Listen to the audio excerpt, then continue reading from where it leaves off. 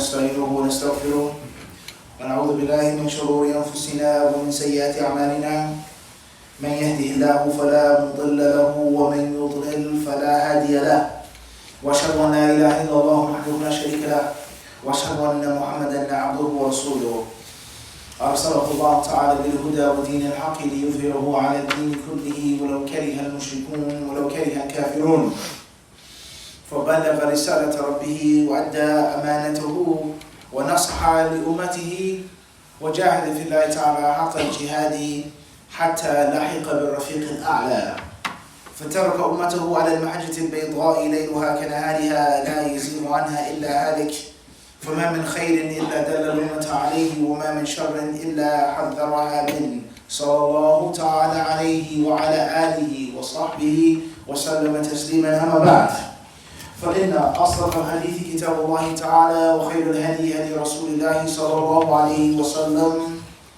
وشر الأمور محدثاتها وكل محدثة بدعة وكل بدعة ضلالة وكل ضلالة في النار أما بعد فيقول الإمام مسلم رحمه الله تعالى في مسنده الصحيح حدثنا أبو ربيع العتكي وأبو كامل قال حدثنا أيوب قال حدثنا نافع أو عن نافع عن ابن عمر قال رسول الله صلى الله عليه وعلى آله وصحبه وسلم كل مسكر خمر وكل خمر حرام ومن شرب الخمر في الدنيا فمات وهو مدمنها أو وهو يدمنها لم يشربها في الآخرة أو كما قال عليه الصلاة والسلام.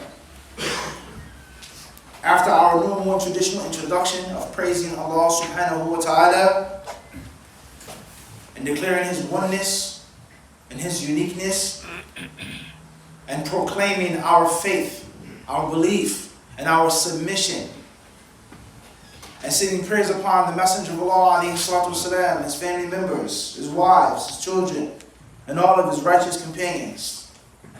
Today's reminder and today's khutbah is primarily geared for two people. And for real, only one type of person or one people.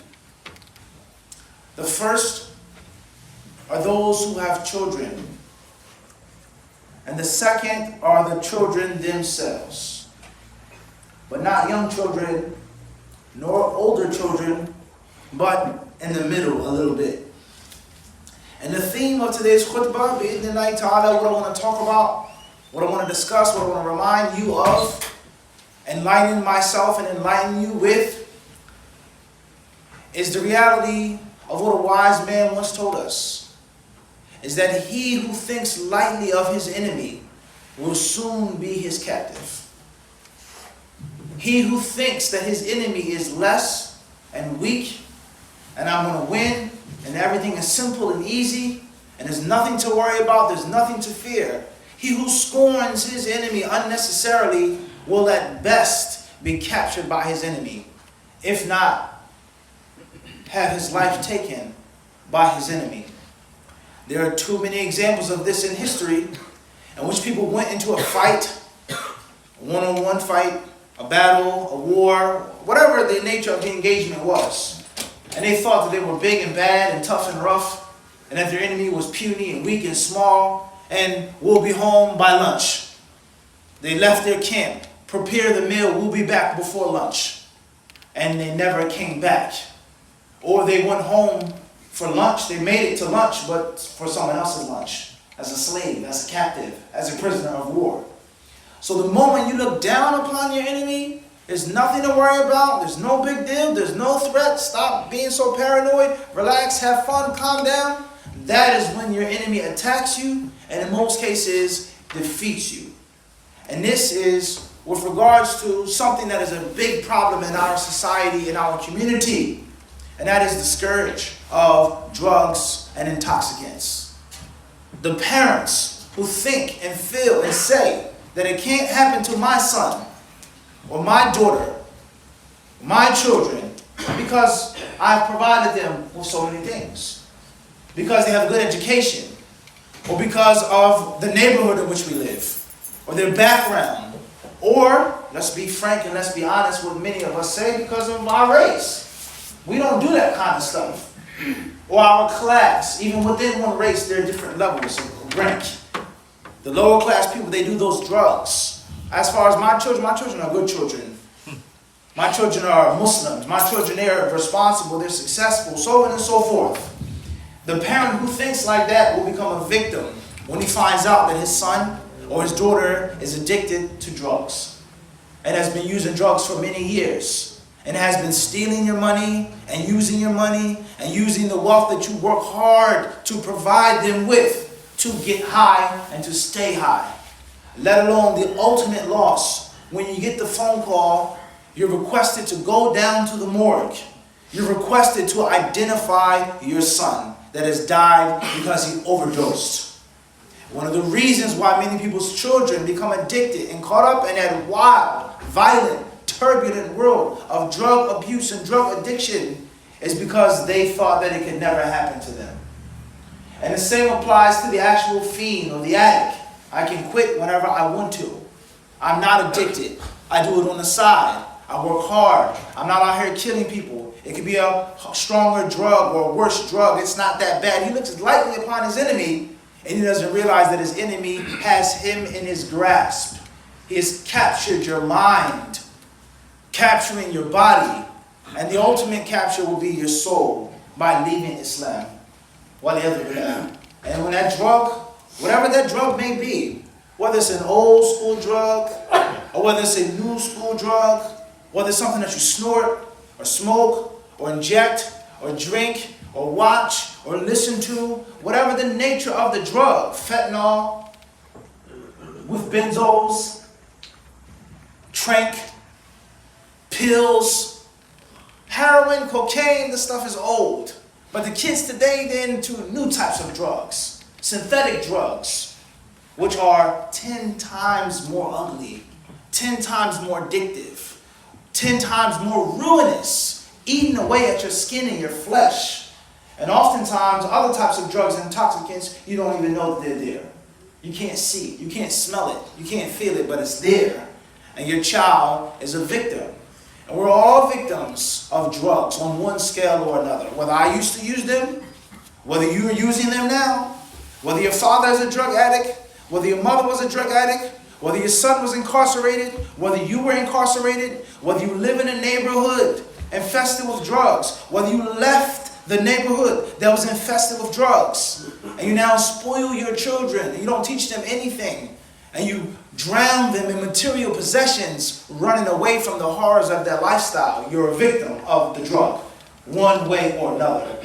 So drugs are evil, and that is why the Prophet ﷺ told us, and that's why Islam has made the harshest, the most rigid stance against drugs. No type of intoxicant is allowed. As Ibn Umar radiallahu ta'ala anhuma tells us in Sahih Muslim, that the Messenger of Allah sallallahu alayhi wa sallam said, Kullu muskirin khamar. Any type of intoxicant is khamar. And all types of khamar are unlawful. And another narration, another hadith of the Prophet sallallahu alayhi wa sallam says, is that the Messenger of Allah alayhi wa sallam naha an kulli muskirin wa an kulli muftirin or wa an kulli mufattirin. Is the Prophet forbade anything which makes you lax, which makes you low, and anything that makes you high and drunk and intoxicated, it is haram in Islam.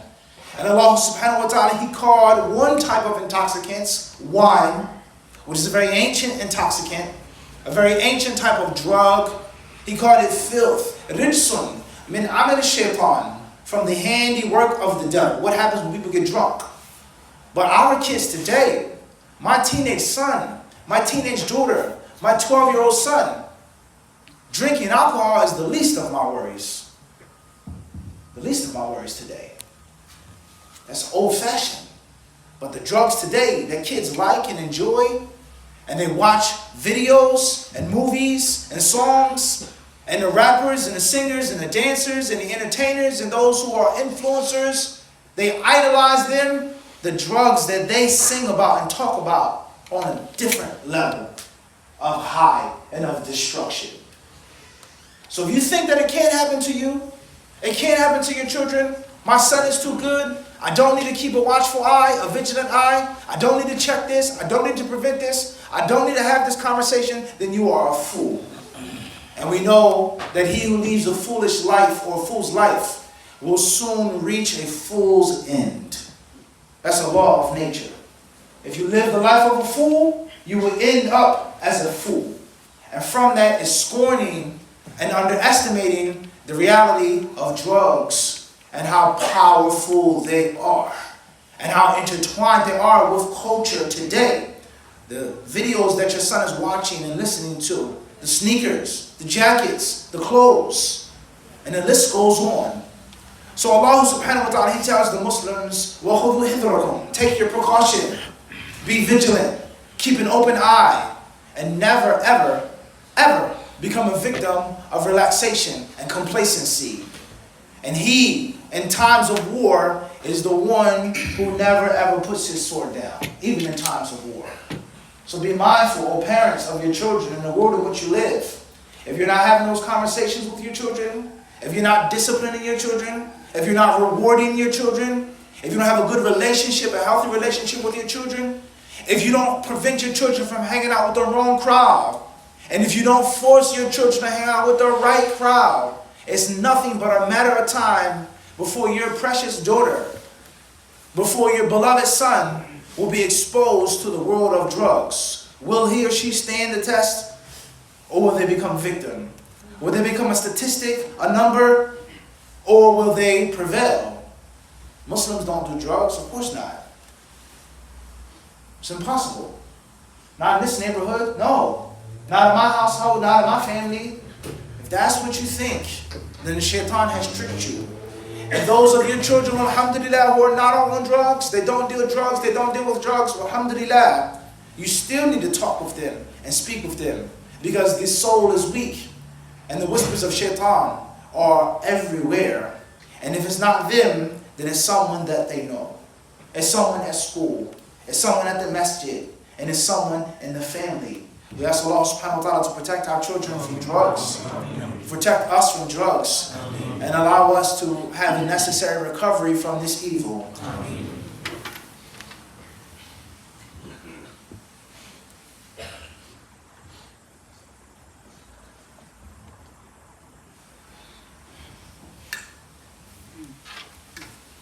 Alhamdulillahi wa kafa. Wassalatullahi wa salamuhu ala ibadihi alladhina istafa, amma ba'd.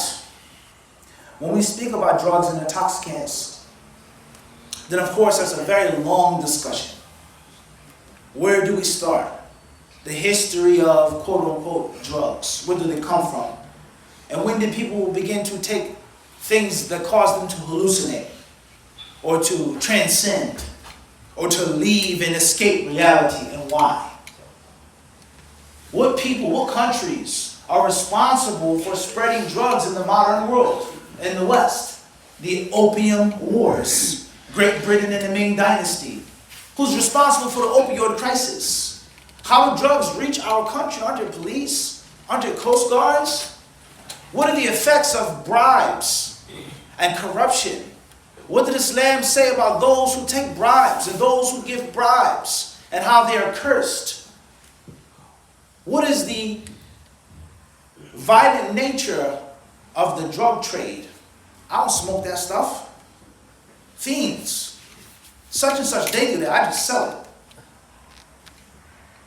That's also the poor mentality, which causes you to remain a victim, is that you're bigger and better than the people who made your fortune. And you're not responsible for their misery and their suffering. And behind every fortune there is a crime. And when you build an empire, you become wealthy, you become affluent, there's going to be jealousy and envy and rivalry. What do you want to do? Are you going to protect your investments? Are you going to protect your throne, your dominion? Are you going to protect your money? Or are you going to go out like a this and a that? So violence and drugs are inseparable. If you don't die from smoking the drug, if you don't die behind bars, then you die on the streets. And this is why many organized crime families, they forbade their followers from dealing with drugs. Not because they didn't want the money, not because they had some type of morality, they were better. And that's another example of cultural bias in our world. that this is a romantic gangster. It's a romantic, guy. He's a good guy. He's benevolent. One of the reasons why they didn't deal with drugs is because drugs were uncontrollable. The greed that came from drugs was incomparable to that of gambling or extortion and so on and so forth, prostitution. And they knew that their destruction and their demise lied in that. So we talk about doing drugs, buying drugs, selling drugs, those who work on the farm, those who process it, synthesize it, those who ship it, those who smuggle it, to the peddler and the dealer and the pusher on the corner. There's not enough time to talk about the history and the saga of drugs in our lives and its impact in our society. But I want to give some advice to young people, young Muslims. What are some of the reasons why many of you do drugs or will do drugs? Sad reality before you die. First and foremost is peer pressure. I don't want to smoke. I don't want to drink. I don't want to shoot it. I don't want to sniff it. I don't want to snort it. But everyone else around me is doing it. So therefore, as a parent and as a teenager or young adolescent, if you're weak-minded, if you're weak-willed, if you don't have the strength of personality, if you only do things because those around you do them, then you're already doomed. But that's easier said than done. Aren't we creatures of habit? Aren't we creatures who live in communities? Is the human being made to live by himself? Of course he isn't. So that leads us to one solution and one solution only. And that is to keep a circle of positivity, good companionship. And I cannot stress how important it is to have good, solid Muslim friends. And if you have non-Muslim friends or sinful Muslim friends or Muslims who are heedless and those who worship the dunya like most of their parents, you're also doomed. You need a companion that's going to remind you that it's time to pray. You need a companion that's going to remind you that displeases Allah subhanahu wa ta'ala. You need a companion and a friend that's going to remind you and stop you and have enough guts to tell you to your face what you need to hear. Yo, you tripping. Nah, that ain't okay. Nah, I'm not going. Oh, you scared this and that, you this and that. No. That's the kind of companion that you need to have in your corner. And if you don't have that type of friend, then you become victim by that which most people do. Most people who are heedless and lost. So peer pressure is a big reason behind drug addiction. Another cause behind drug abuse and drug addiction for young Muslims, young teenagers, is family history. A sad reality. Studies show most drug addicts are sons, daughters, grandchildren of drug addicts. So if you know you have a bad past, alhamdulillah, you're better than that now. You're bigger than that now. Sit down and have a one-on-one, heart-to-heart with your son. Don't be shy, don't be scared, don't be embarrassed. Listen, son, I want to talk to you about something. Something that you may know of or you may not know of. There was a time in my life in which I was lost. There was a time in my life in which I was a servant of shaitan. There was a time in my life in which I was selfish. And I did many things to hurt many people that were close to me. And I want to warn you from that, son. You're bigger than that. You're better than that. You are the positive elements of me and not the negative elements of me. So you have to warn your children about yourself. And if you as well know that your father or your mother had a drug problem or drinking problem, then just stop and look in the mirror before you pick up the bottle or before you inject that into your body and say to yourself, what am I going to be like? And I'm literally living in a nightmare. All of the horrors that I saw my father and mother go through, I'm becoming that. And allow that to be your fuel and your inspiration, and to have iron will. That I will not be like my mother, or like my uncle, or like my older brother. Number 3, poverty. No money, depression, sadness. I try to do the right thing, no one helped me out. I try to get a good job, what can I do? The prices, cost of living, so on and so forth. So people, they feel depressed and they feel a need. They feel, I have to have an outlet. I have to relieve this stress and this depression, this anxiety. I'm hopeless. I'm helpless. Anytime a Muslim feels helpless and hopeless, something is wrong with his iman. How can you be helpless? How can you be hopeless? How can you feel broken and feel that you have nothing? And Allah Azza wa Jalla is Al-Hayyul Qayyum. Allah is the King. Allah is the light of the heavens and the earth. How can you feel that there's no one out there for you? and no one can help you and give you what you need. What is wrong with your faith? What is wrong with your mind as a Muslim if that is your mindset? And there are other reasons and there are other causes why our children become victims of this evil thing. The last piece of advice that I want to give you to young Muslims is that whatever you aspire to be, whatever you want to be in life, know for sure if drugs are involved, you will fail. If you aspire for excellence in the deen, you'll fail. And if you aspire for excellence in the worldly life, you will also fail. You cannot keep a good job. You cannot have good education. You cannot get a good scholarship or keep a good scholarship. You cannot have a successful career as a professional when drugs are the only thing that you think about day and night. That is your idol that you worship, you bow down to, and you prostrate to. So success will never ever come to a person who has no control over his or her own mind. Success will never come to a person who has no control over his finances and his wealth. And success will never come to a person as that boxer died in the ring. He was a great boxer. He was a talented boxer. But he had an addiction to smoking weed. Not heavier drugs, but just weed, basic weed. Which many people think is permissible now because it's lawful. Many people are foolish and stupid enough to think that a Muslim can smoke weed just because the non-Muslims say it's okay. Because the non-Muslims say that it's recreational in this amount, then it's all right. Weed is haram. To sell, to buy, to smoke, to eat, to chew. It is filthy and it is unlawful like all other types of drugs. And the Muslim is not led around like a donkey or an ass with a carrot in front of his face. The non-Muslim says go right, he goes right. The kuffar say left, he goes left. That's not the Muslim. The Muslim is higher than that, greater than that. He has more honor than that. Allah is the one that tells you right, left, up, so on and so forth. Not the kuffar.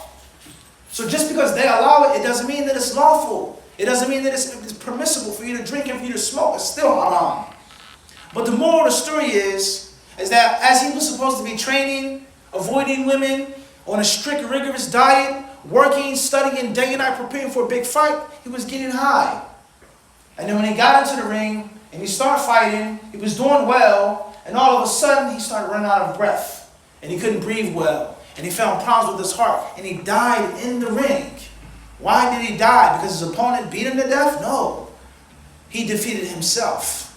Because he wasn't in the proper state of mind. He wasn't in the proper state of health to be fighting in the professional boxing ring. So the moral of the story is you can't be a professional and be on drugs at the same time successfully. And one way or another, one period of time or another, you will fall victim to that. So whatever you aspire to do, drugs will get in the way.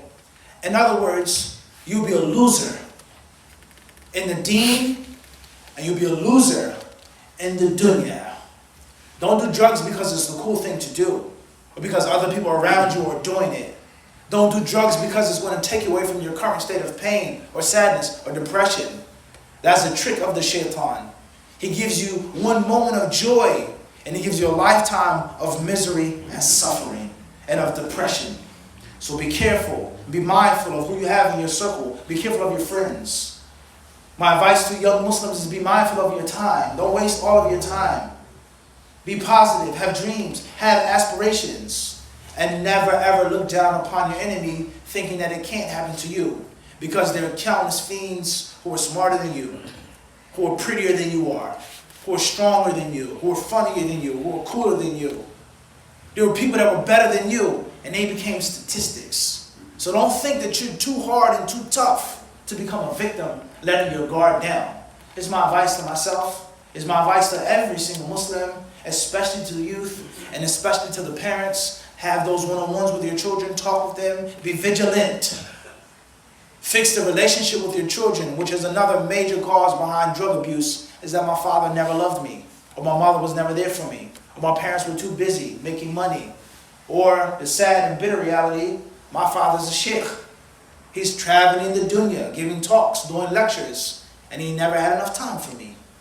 My father was a big famous imam. Everybody loved him and respected him, but he never ever spent that quality time with us. So whatever prevents you from that quality time with your children, it isn't worth it. And if your children don't get enough love in the household, they'll find it outside of the household. If your children aren't disciplined properly in the household, they'll be disciplined by someone else outside of your household. If your children aren't rewarded and punished properly in your household, someone in the world will reward them and someone will punish them. You use your imagination about those rewards, those punishments, those disciplines, the love, the affection, and the attention. We ask Allah subhanahu wa ta'ala to make us of those whom He says, الَّذِينَ يَسْتَمِعُونَ الْقَوْلَ فَيَتَّبِعُونَ أَحْسَنَهُ. Those who hear the good word and they follow the best of what they heard. We ask Allah subhanahu wa ta'ala to protect us from all evil inwardly and outwardly. We ask Allah to forgive us of our sins. We ask Allah to have mercy upon our poor souls. We ask Allah subhanahu wa ta'ala to allow all Muslims to recover from drug abuse. We ask Allah azza wa jalla to allow all Muslims to rehabilitate. We ask Allah to protect our youth from all evil and to keep them steadfast and to make them better than us as parents. سبحان ربك رب العزة عما يصفون وسلام على المرسلين والحمد لله رب العالمين.